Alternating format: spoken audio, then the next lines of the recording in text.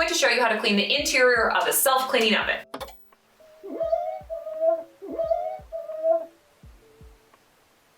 So when we're cleaning a self-cleaning oven, we want to use the Easy Off fume-free, the blue can. That's what we call it. This is safe for self-cleaning ovens. We also have a yellow can here for the heavy duty. This is for non-self-cleaning ovens. And the reason that you have to remember not to use this one, we just have this out here for like purposes to show you guys. If you have a self-cleaning oven, you use the blue can. If you have a non-self-cleaning oven, you use the yellow can. The reason for this is because self-cleaning ovens have a high heat coating finish on them that's protective, so you can run your oven at a super high heat and it's not going to be damaging or like catch on fire. If you use this yellow can, you can damage that high heat protective finish, so you do not want to use this on a self-cleaning oven. So no self-cleaning ovens, we only use the blue can.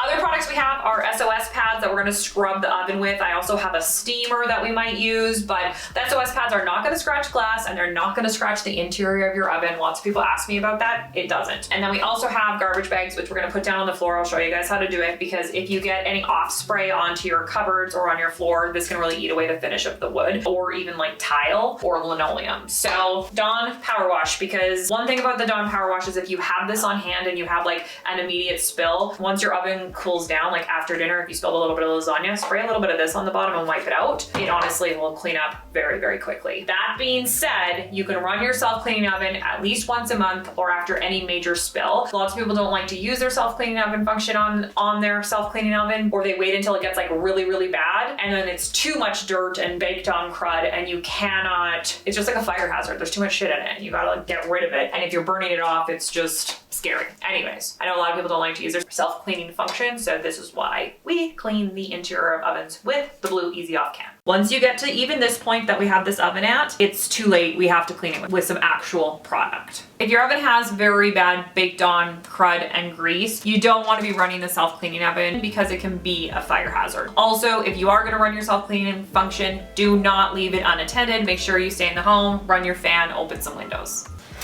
Okay, so I'm going to take out these oven racks. These oven racks have a little bit of tarnishing in them already because they've been ran with a self-cleaning oven cycle. That's one thing you don't want to do with the self-clean cycle, is run with the racks in. The racks have to come out. Regardless, these racks are dirty and we're going to clean them the simplest and easiest way we know how. I've laid down a towel in the bathtub to protect the bathtub from being scratched. Then I've added in the oven racks, okay? See how dirty these are?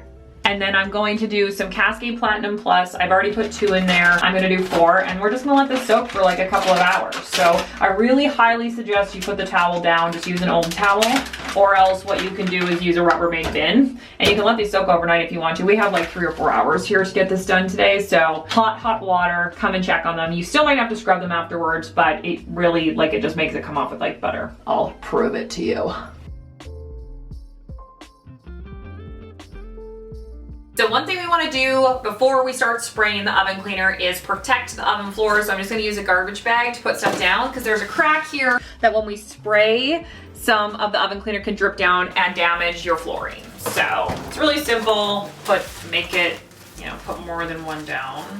And also be careful and controlled with your spraying, because you can get this on your countertops and your cupboards. It's like very corrosive and it can do a lot of damage. You'll have a clean oven, but you'll have wrecked floors.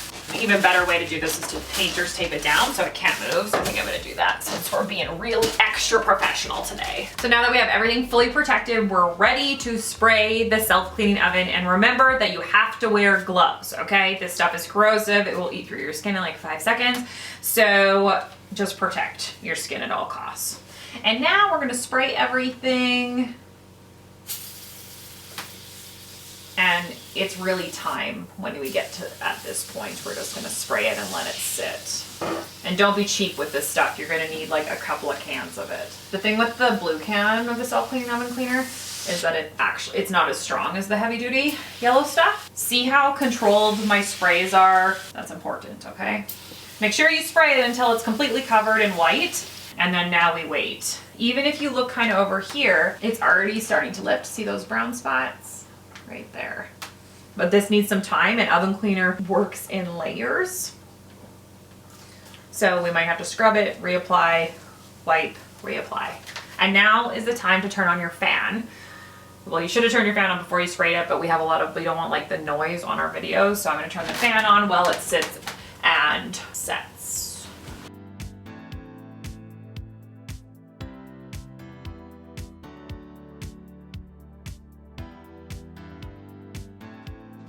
So I have an SOS pad, I've wet it here, and now we have let the self-cleaning oven cleaner sit for at least an hour, and now we're going to scrub it off, wipe it away, and then reapply. So we'll see how the glass comes clean.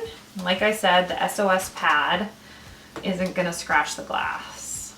I know there's always a little bit of fear attached to that, but it won't. An oven cleaner works in layers, so we'll hopefully get the worst of the top layer off. And that's why I tell people you have to spray it more than once and come back and have a lot of patience.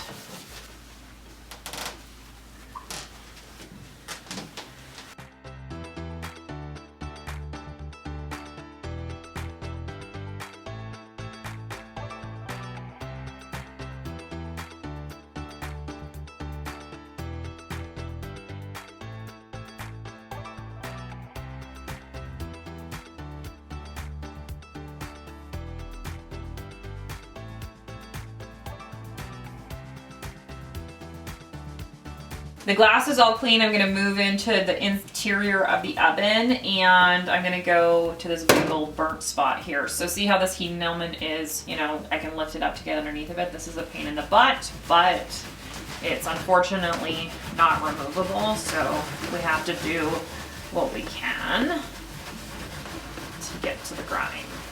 For video purposes, we're going to just wipe out everything with a warm, like a cloth that's just wet with water to get rid of any residue from the oven cleaner. And I want you folks to just be able to see what we were able to get off by doing one layer of it. And then we're gonna do another layer. Like look at here, but look at what's still stuck on the bottom. And that really hits home what I mean about how oven cleaner works in layers, and you might have to apply it more than once. But it already looks like a lot of people would just say that this is good enough. But when you keep burning on or running your oven and cooking on spots like this, it just setting cement. It just continuously bakes it on, and it's harder and harder to get off, and then eventually it just never comes off. So let's let that dry out, and then we'll spray it again.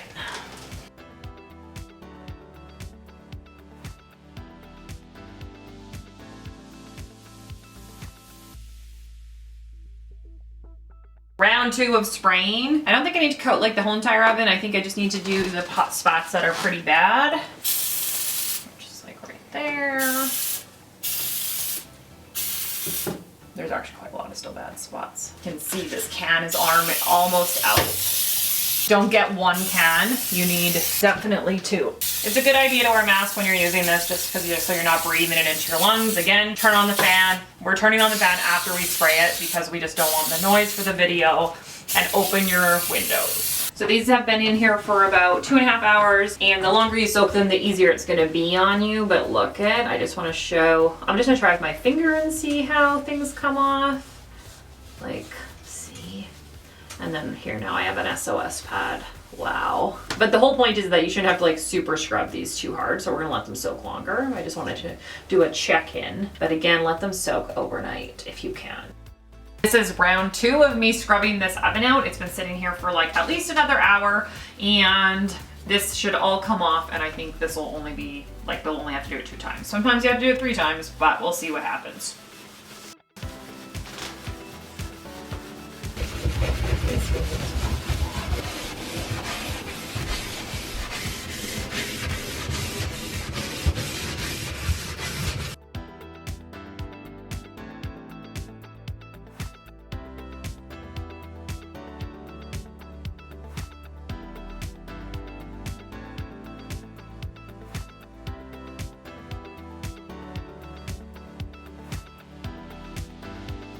I just have a wet cloth with water on it, and sometimes the oven cleaner can kind of dry white and like leave a residue, so we want to wipe out the oven really well after we've wiped away any of the excess cleaner, just to get rid of it. So here, I'll kind of show you where it is.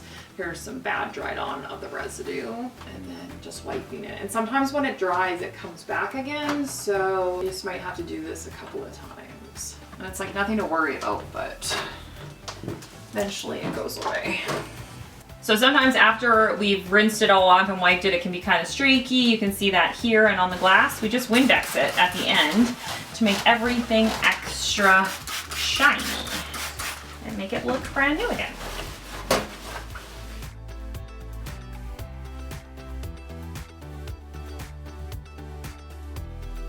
Look how clean our oven racks came from our little dishwasher pod hack. Put both of these back in here and the oven looks amazing. Brand new again. And that's how you clean a self-cleaning oven. Your stuff isn't wrecked, just clean it.